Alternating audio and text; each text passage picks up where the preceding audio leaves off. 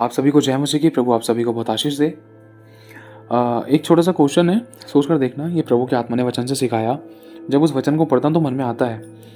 आपको पता है, जैसे मैं आपसे अगर 1000 रुपये मांग रहा हूँ तो उसके अंदर मैं आपसे क्या कर रहा हूँ, उधार मांग रहा हूँ, है ना। मैं आपसे उधार मांग रहा हूँ और आप कौन हो, उधार देने वाले, है ना। आप मुझे उधार दोगे और मैं आपसे उधार मांग रहा हूँ। तो इसी तरीके से समझने की कोशिश करना। आपको क्या लगता है कि परमेश्वर किसी का उधार रखेगा? उधार रखने का मतलब है कि परमेश्वर को समझ लो, हमने परमेश्वर को कुछ ऐसा दे दिया कि वो हमारा कर्जदार हो गया। पर हमने परमेश्वर को कुछ ऐसा दे दिया या उसके साथ कुछ ऐसा कर दिया कि वो हमारा कर्जदार हो गया। क्या कुछ ऐसा हो सकता है कभी? सोच कर देखो, लगाओ दिमाग, वीडियो को 2 मिनट के लिए स्टॉप करो, सोचो कि क्या कुछ ऐसा हो सकता है कि क्या हम खुदा के साथ, खुदा के लिए कुछ ऐसा कर सकते हैं कि वो हमारा कर्जदार हो जाए। जैसे कि खुदा सोचे कि अरे भाई मेरे को उसको जल्दी से देना है कुछ ना कुछ, जैसे हम बेचैन हो जाते। जैसे मैंने आपसे 1000 रुपये उधार ले लिए तो मैं बेचैन हो गया कि भाई मुझे इस भाई को दोबारा से वापस लौटाने 1000 रुपये, भाई मेरे को बस बेचैनी हो रही है। तो क्या ऐसी बेचैनी खुदा को हो सकती है? और दूसरा, इसी के साथ साथ, क्या खुदा कर्जदार हो सकता है जैसे मैं आपका कर्जदार हूँ? मैं फिर से कहना चाहता हूँ, समझना, प्रभु का आत्मा आपके मन की आंखें ज्योतिर्मय करे। जैसे मैंने आपसे 1000 रुपये मांग लिए उधार, ठीक है, तो इसमें मैं आपका कर्जदार हो गया, है ना। क्यों? क्योंकि मुझे आपको 1000 रुपये जो आपसे मैंने लिए हैं वो मुझे वापस लौटाने पड़ेंगे किसी ना किसी कीमत पर, चाहे आज लौटाओ चाहे 1 साल बाद लौटाओ। उधार उधार है। और लिखा, जब तक तो कौड़ी कौड़ी ना भर दे तब तक तो छूटने ना पाएगा, है ना। तो अगर खुदा इस चीज़ को देखे, अगर खुदा क्या कभी भी किसी बात का कोई कर्जदार हो सकता है? क्या हम खुदा को कुछ ऐसा दे सकते हैं कि जिसमें कि वो हमारा कर्जदार हो जाए कि भाई मुझे तो उसको जल्द से जल्द लौटाना है? सोच कर देखो, ऐसा है, वचन बताता है। जब मैं इस वचन को पढ़ता हूँ तो आत्मा में ये चीज़ आती है। वो छोटा सा प्रकाशन आपको शेयर करना चाहता हूँ, लेकिन सच्चाई है, खुदा भी हमारा कर्जदार हो जाता है। किस चीज़ को लेकर? वो अपने वचन से बना हुआ है, पहली बात। दूसरा, कि जो जो उसने वचन में बातें बोली हैं उसको वो करनी पड़ती हैं। वो करता है। जैसे आपने प्रार्थना कर दी तो वो आपका कर्जदार हो गया आपकी प्रार्थना का, और उसको उत्तर देना ज़रूरी है। कर्जदार हो गया हमारा प्रभु।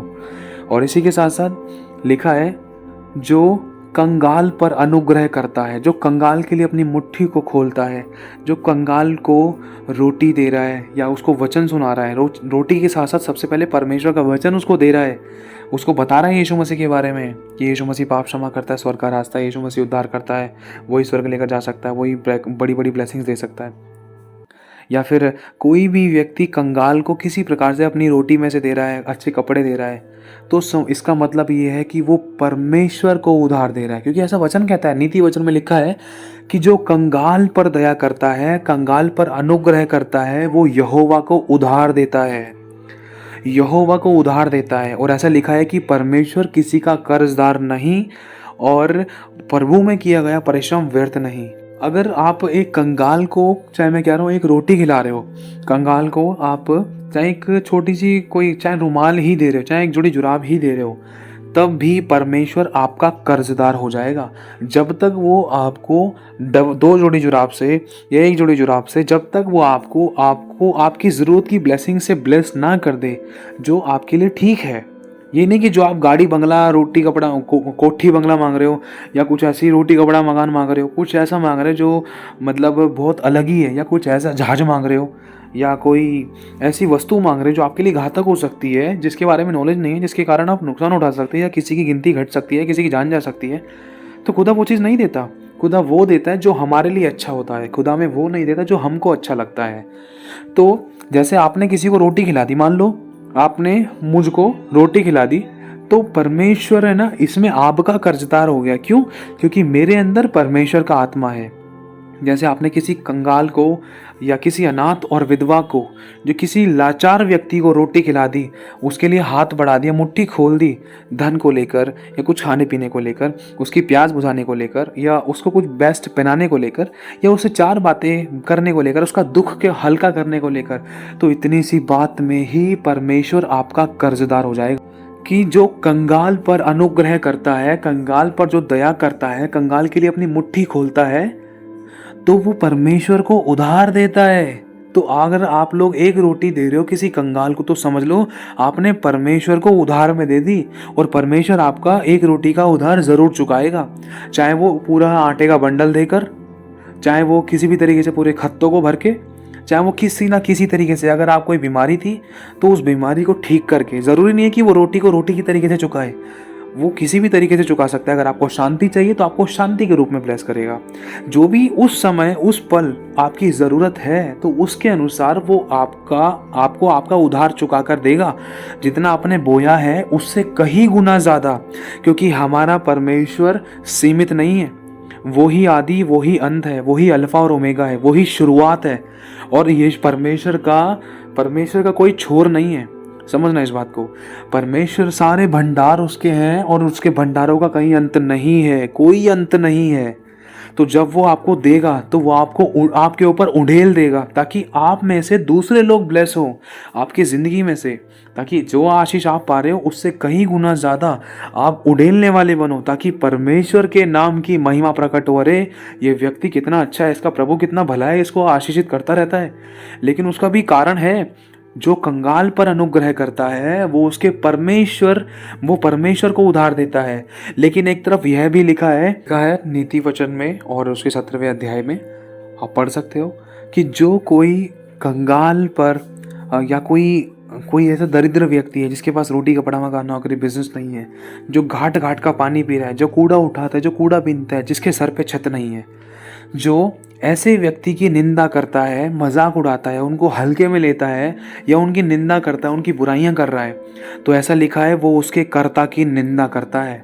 कर्ता कौन है? उनका परमेश्वर है। हम सबका कर्ता कौन है? हम सबका कर्ता परमेश्वर यहोवा है। तो कहने का मतलब ये है कि जो कंगाल पर अनुग्रह करेगा, कंगाल के लिए अपनी मुट्ठी खोलेगा, तो वो परमेश्वर को उधार देगा। लेकिन जो कंगाल का मजाक उड़ाएगा, उसकी घटी पर, उसके नुकसान पर, उसके आंसू पर हंसेगा, उसका ठट्ठा उड़ाएगा 4 लोगों के बीच में, या अपने आप को ज़्यादा अच्छा दिखाएगा या ज़्यादा जोक मारने वाला बनेगा उसके सामने, तो वो उस परमेश्वर की निंदा कर रहा है। और जब परमेश्वर की निंदा करने वाले व्यक्ति, अगर कोई परमेश्वर की निंदा कर रहा है तो सोच कर देखो कितनी भयानक बात है। वो संसार के रचयिता परमेश्वर सर्वशक्तिमान को अपने विरुद्ध में लेकर आ रहा है, जो उसके प्राण को अधोलोक और नरक में तड़पा सकता है। समझने की कोशिश करना, ये सच्चाई है, बाइबल बताती है इस बारे में। लिखा है जो कंगाल पर अनुग्रह करता है, अनुग्रह मतलब दया करता है, उसके साथ भला करता है, तो वो परमेश्वर को उधार देता है। और जब परमेश्वर को उधार देगा तो परमेश्वर इतना आशीष देगा, इतना उड़ेलेगा कि आप रख रख भूलोगे। क्यों? क्योंकि अगर आप ईमानदारी से, हर्ष के साथ, प्रभु के अनुग्रह से और दीनता नम्रता खुशी से अगर आप किसी को कुछ दान दे रहे हो, किसी कंगाल पर अनुग्रह कर रहे हो, तो परमेश्वर कर्जदार नहीं है आपका, वो आपको जरूर लौटा कर देगा, ध्यान रखना। लेकिन आप देखो, हम किसी कंगाल को 10वां हिस्सा वगैरह नहीं, वरन 10वां हिस्सा तो प्रभु के भवन में बोया जाता है ताकि भवन की ज़रूरतें पूरी हो। यहाँ पर 10वें हिस्से की बात नहीं हो रही है। 10वां हिस्सा किसी कंगाल और किसी ऐसे व्यक्ति को नहीं दे सकते, चाहे हम दूसरे पैसों में से, चाहे हम अपने सोना चांदी किसी कंगाल को देते, लेकिन 10वां हिस्सा जो होता है ना, वो सिर्फ प्रभु के भवन में डाला जाता है। इस बात में कन्फ्यूज़ मत होना, ठीक है। कंगाल को चाहे हम अपना पूरा 90% दे दें, लेकिन 10% तो प्रभु के भवन में ही जाता है, और बाकी आपकी मर्जी है 10% से ऊपर जितना भी देना चाहो। तो इसी से रिलेटेड लिखा है, जो कंगाल पर अनुग्रह करता है वो परमेश्वर को उधार देता है। लेकिन जो कंगाल की, जो दरिद्र की, या जो ऐसे जो निर्धन है उनका मजाक उड़ाता है, निर्धन लोगों का ठट्ठा उड़ाता है, हल्के में लेता है, अरे तेरे पास पैसे नहीं है, रोटी कपड़ा मकान नहीं है, नौकरी नहीं है, बिजनेस नहीं है, ये नहीं है, वो नहीं है, बहुत सारी बातों को लेकर जो निर्धन को ठट्ठे में उड़ा रहा है। ठट्ठा मतलब हंसी मजाक कर रहा है, अरे ऐसी शकल के, वैसी शकल के, बैंगन सी शकल के, भरते की शकल के, अरे इसके पास तो कपड़े नहीं है, इसके जूते देख, जूते का मुंह फट रहा है, निंदा कर रहे हैं, उनका मजाक उड़ा रहे हैं। अरे इसके हाथ देख कैसे हैं, कितनी गंदगी में रहता है, इसकी गर्दन देख कैसे सड़ रही है, इसके कपड़े देख कितने बेकार हो रहे हैं, अरे हटा इसको हटा। अरे और रिक्शे वाले से भी किस तरीके से बात करते हैं, जैसे मतलब एक नौकर हो, उनके घर का नौकर हो, और हम जैसे रईस बाप की औलाद हैं। तो परमेश्वर कह रहा है, तू जो कंगाल की निंदा कर रहा है, जो निर्धन को तू ठट्ठे में उड़ा रहा है, मजाक उड़ा रहा है ना, तो तू उसकी निंदा नहीं कर रहा है, उसका मजाक नहीं उड़ा रहा है, वरन तू मुझ परमेश्वर का मजाक उड़ा रहा है। और ध्यान रख, जीवित परमेश्वर के हाथों में पड़ना बड़ी भयानक बात है। अपने लिए दुख और कांटों को मत बो, अपने लिए दुख और कांटों को मत बो। अगर तू एक उंगली दूसरे पर उठाएगा तो 3 उंगली तेरी तरफ है और अंगूठा दिखाएगा अधोलोक की तरफ। अधोलोक, अधोलोक और अधोलोक। मेरे भाई और बहनों, देखो प्रभु बहुत प्यार करता है हमसे, फिर भी वो मौका देता है। और वो चाहता है कि हम पश्चाताप करके आगे बढ़े, मन फिराएं और उसकी इच्छा को पूरा करें। लेकिन जब जब हम प्रभु के अनुसार करते हैं, अगर आप प्रभु में आंसू बो रहे हो तो भी वो कर्जदार है। अगर प्रभु में 10वां हिस्सा दे रहे हो तो भी वो कर्जदार है। अगर आप प्रभु के जीवन, प्रभु के लिए अपने समय को दे रहे हो तो भी वो कर्जदार है। वो आपको मल्टीप्लाई करेगा, आपकी उम्र बढ़ाएगा। वो अपनी, अगर आप अपनी सांसें दे रहे हो प्रभु को, सांसें देने का मतलब अपनी सांसें प्रभु की महिमा के लिए, आराधना प्रार्थना के लिए, प्रभु के राज्य के लिए, हालेलुया बोलने के लिए इस्तेमाल कर रहे हो तो वो आपकी सांसों को बढ़ाएगा। अगर आप अपनी देह को प्रभु की महिमा के लिए दे रहे हो, उसकी भवन की सेवा करने के लिए, सुसमाचार सुनाने के लिए, तो वो आपकी देह की रक्षा सुरक्षा करेगा, क्योंकि वो कर्जदार है। वो कर्जदार है। लेकिन वो कर्जा किसी का रखता नहीं है, हमेशा कर्जदार नहीं रहता है, वो तो उड़ेल देता है। लेकिन उस बात को हम समझ नहीं पाते हैं। हम सोचते कि प्रभु मेरे को आशीष चाहिए, लेकिन जो चीज़ ज़रूरी है खुदा में वही देता है। जो चीज़ हमारे लिए ज़रूरी है समय पर वो मेघ बरसाता है। जैसे मैंने उदाहरण के तौर पर, जैसे मुझे भूख लगी, मैं कंगाल हूँ और तुमने मुझे देखा और तुमने मुझे रोटी दे दी। ठीक है, मुझे रोटी दे दी तो तुमने परमेश्वर को उधार दे दिया। अब परमेश्वर आपका उधार कैसे चुकाएगा? चाहे आपके जीवन में कोई बीमारी थी, चाहे कोई कोर्ट केस था, तो जो चीज़ परमेश्वर की दृष्टि में बहुत ज़्यादा ज़रूरी है, पहले उस समस्या को परमेश्वर हल करेगा। चाहे भले ही आपको लग रहा है कि बीमारी नहीं गई, लेकिन आपके कोर्ट केस तो खत्म हो गए। समझना, प्रभु जो चीज़ ज़रूर, हालांकि वो सब कुछ कर सकता है, लेकिन वो आपको सिखाना चाहता है कि आप भले काम के लिए सृजे गए हो। जितना भला काम करोगे नम्रता और दीनता और परमेश्वर के गुणों को प्रकट करते हुए, उतना तुम मेरी आशीषों में, सब प्रकार की ब्लेसिंग्स में परिपूर्ण होते जाओगे। नम्र और दीनता के साथ परमेश्वर के सद्गुणों को प्रकट करना है। ज़रूरी नहीं है कि हमने रोटी बोई है तो हमें रोटी ही दे। हालांकि परमेश्वर रोटी से भी, खत्तों से भी परमेश्वर हमें बढ़कर ब्लेस कर सकता है। लेकिन जहाँ हमें ज़रूरी होती है वहाँ पर भी परमेश्वर हमें ब्लेस करता है। और वो एक ही आशीषों को हमारे लिए नहीं उड़ेलता, वरन कई प्रकार की आशीषों को उड़ेलता है। जैसे ऐसा हमारे साथ कई बार हुआ है। जैसे प्रभु के राज्य हो या किसी को दिया तो हमारे लिए खाने पीने का अरेंजमेंट कर दिया, या कपड़ों का अरेंजमेंट कर दिया, या कहीं किसी के मन में डाल दिए, यहाँ तक कि सॉक्स या साबुन वगैरह हो गए, इन सब चीज़ों का अरेंजमेंट कर दिया। मतलब दूसरे लोगों के मन में जो चीज़ हमने कभी बोई भी नहीं है किसी के लिए, वो चीज़ तक परमेश्वर ने हमें दी है। क्योंकि प्रभु जानता है कि हमारी क्या क्या आवश्यकता है और समय पर वो मेघ बरसाता है। जैसे उदाहरण के तौर पर, आपने चर्च में गए, चर्च में जाने के बाद आपने देखा कि भाई एक बिस्लरी की बोतल चाहिए, बिस्लरी की बोतल आपने दे दी। ठीक है, प्रभु के दास दासी के लिए आपने 20 रुपये की बिस्लरी की बोतल खरीद के दे दी। परमेश्वर उसका आपको कई गुना मल्टीप्लाई करके रिवॉर्ड बढ़ा देगा, तो ज़रूर देगा, वो तो ज़रूर देगा, 100% देगा। लेकिन हमें लालच से नहीं बोना है। ठीक है। दूसरा, परमेश्वर आपको कई गुना मल्टीप्लाई करके देगा। अब वो रिवॉर्ड किस प्रकार का हो सकता है? वो आपकी चंगाई को लेकर हो सकता है। आपका रिवॉर्ड, आपको चंगाई मिल सकती है, चंगाई के साथ साथ आशीष मिल सकती है, आशीष के साथ साथ आपको कोई नौकरी मिल सकती है, आपको धन की ब्लेसिंग मिल सकती है, आपके नुकसान की भरपाई हो सकती है, और जहाँ पर आपका नुकसान होने को था वो नुकसान नहीं होगा, और जहाँ पर आपके रिश्ते खराब थे वो रिश्ते भी ठीक हो सकते हैं। सिर्फ एक पानी पिलाने के द्वारा, किसी पर अनुग्रह करने के द्वारा, किसी का आदर मान सम्मान करने के द्वारा। प्रभु ज़रूरी नहीं है कि वो एक चीज़ के बदले एक ही चीज़ में आशीष दे आपको, नहीं, वो हज़ारों, लाइफ के हर एक हिस्से में आशीष देने की सामर्थ्य रखता है, और वो देता भी है। हमने देखे हैं प्रभु के बड़े बड़े काम। लेकिन वो कहता है कि हर्ष से बो और प्रभु में परिश्रम कर। जब तू प्रभु में परिश्रम करेगा, प्रभु में आंसू बोएगा, प्रार्थना बोएगा, धन बोएगा, प्रभु के अनुसार जहाँ मैं चाहता हूँ वहाँ तू बोएगा। कहने का मतलब, अगर कोई हमें अनाथ और विधवा दिखाई दे रहा है, अगर उसके पास बिल्कुल ही रोटी नहीं है, उसको बहुत तेज भूख लगी, तो हमें वहाँ रोटी बोनी है, तो मतलब हम किसी मनुष्य को नहीं, वो प्रभु को दे रहे हैं। क्योंकि यीशु मसीह ने खुद कहा है कि जो तूने छोटे से छोटे के साथ किया वो तूने मेरे साथ किया, वो तूने रिक्शे वाले के साथ किया ना, वो तूने मेरे साथ किया, जो तूने कट्टा उठाने वाले के साथ किया ना, वो तूने मेरे साथ किया, जो तूने उस बच्चे के साथ किया ना जो फुटपाथों पे था, वो तूने मेरे साथ किया। अब मैं तुझे इसका रिवॉर्ड दूंगा, अब मैं तुझे इस बात की बहुत बड़ी आशीष दूंगा। क्यों? क्योंकि यीशु मसीह किसी का कर्जदार नहीं है। अगर हम मत्ती का चैप्टर पढ़ें, लिखा है कि जब मैं भूखा था, प्यासा था, नंगा था, मैं बंदी गृह में था, जब मैं कंगाल था, मैं पड़ा हुआ था, क्या तुम मुझसे मिलने के लिए आए? क्या तुमने मेरा दुख सुख पूछा? क्या तुमने मुझे अनंत काल के जीवन के बारे में बताया? क्या तुमने मुझे मेरे पापों की क्षमा करने के बारे में बताया? वो लोग कह रहे थे कि प्रभु हमने तो नहीं देखा तुझे, तू कहाँ था, तू कहाँ था? प्रभु ने कहा, देख जो वो कंगाल था ना, वो कंगाल नहीं, वो मैं था। देख जो वो भूखी औरत थी ना, वो भूखी नहीं, वो मैं था। तुमने मुझे रोटी नहीं दी, रोटी क्या, परमेश्वर का वचन नहीं दिया, तुमने मुझे शारीरिक रोटी नहीं दी, तुमने मुझे आत्मिक रोटी नहीं दी ताकि मेरे प्राण बचाए जाते। मैं भूखा था, नंगा था, प्यासा था, मैं बंदी गृह में था, तुमने मेरी शुद्धि नहीं ली। इसलिए प्रभु कहता है कि ऐसा टाइम चल रहा है मेरे भाइयों और बहनों, जितना हो सके उतना कंगालों पर अनुग्रह करो। और अगर आप धन से करते हो तो आपको इस चीज़ का ध्यान रखना है कि कहीं आपका धन कोई सामने वाला व्यक्ति नशे पत्ते में तो नहीं लगा रहा है। सामने वाले को देख कर उससे बातचीत करके पूछ पाछ के आप मदद कर सकते हो, देखो उसमें कोई मना नहीं है।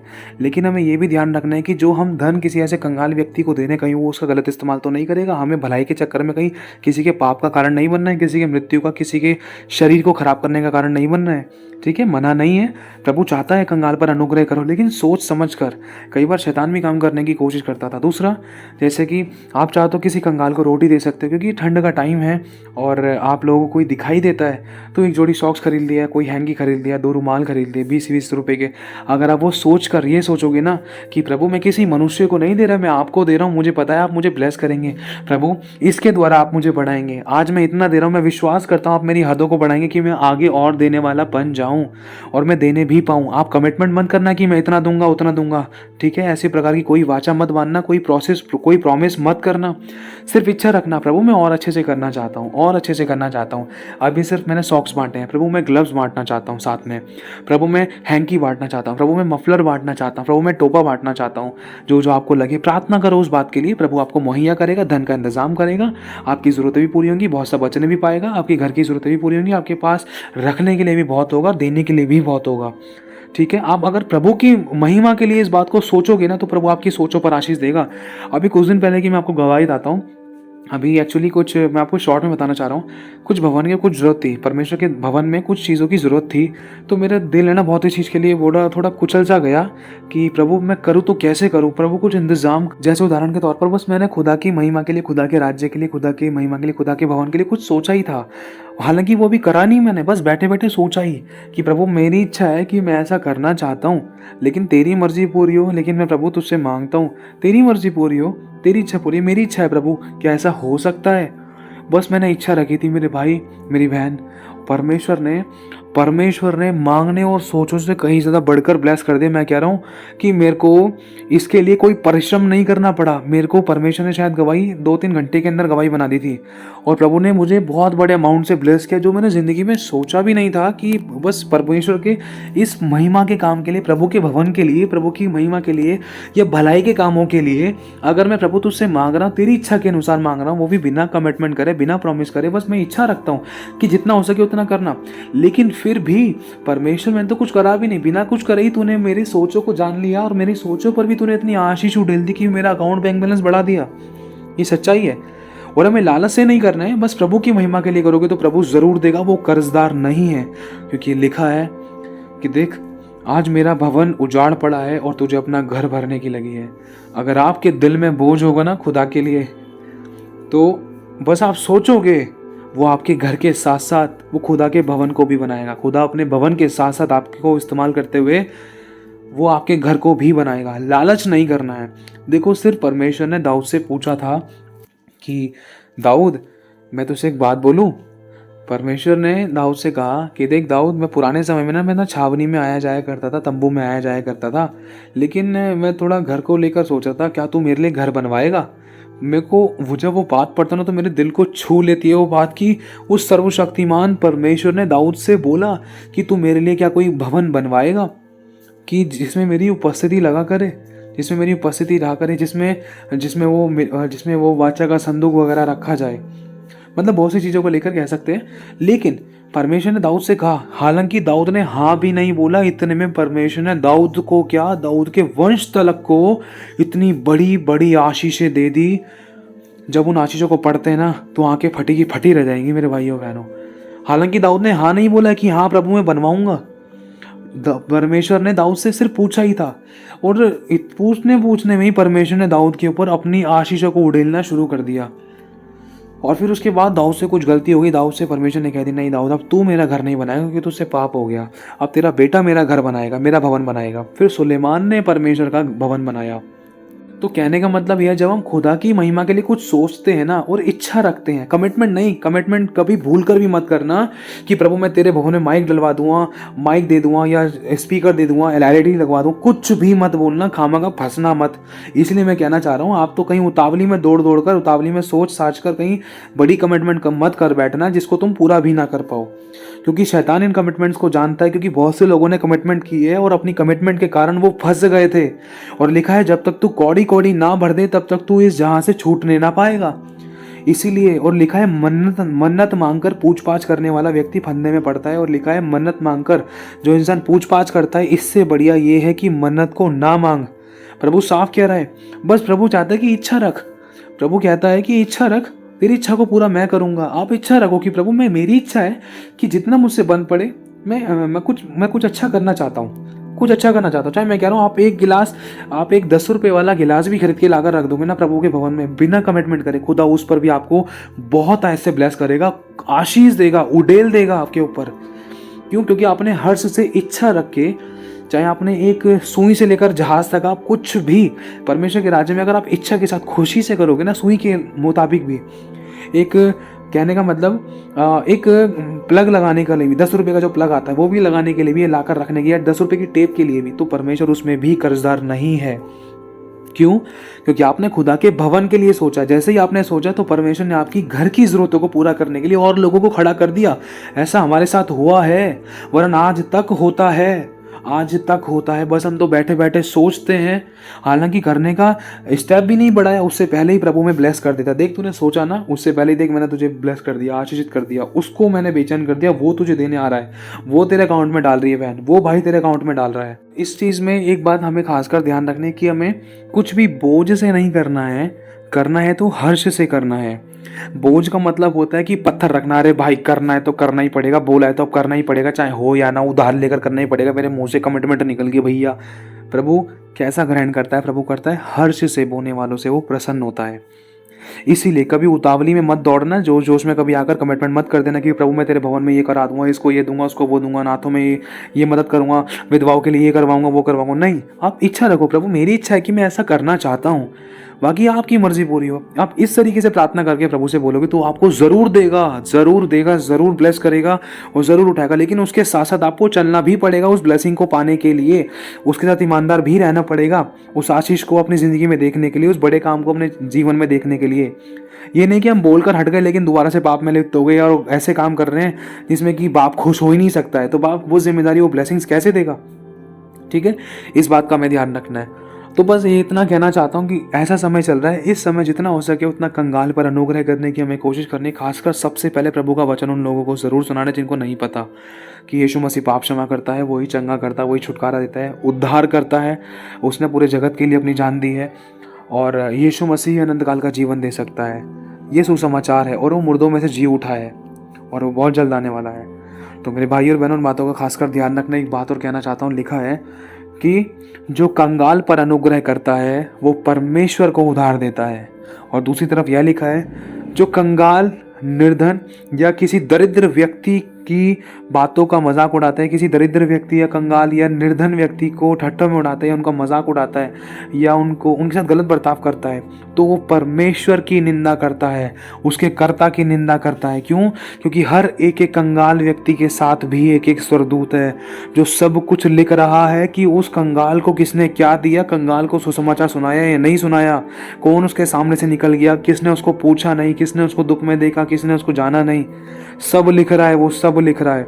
तो ध्यान रखना है मेरे भाई और बहनों, क्योंकि लिखा है बाइबल में, ये वर्ष मुझे मालूम नहीं है कहाँ लिखी है, लिखा है कि वो कंगाल के साथ एक स्वर्गदूत रहता है। उनके स्वर्गदूत तो निरंतर यहोवा की मुख की ओर खड़े रहते हैं, मुख लगाए खड़े रहते हैं। कंगालों के जो स्वर्गदूत होते हैं उनका एक स्वर्गदूत है, वो यहोवा परमेश्वर की मुख की ओर खड़े रहते हैं।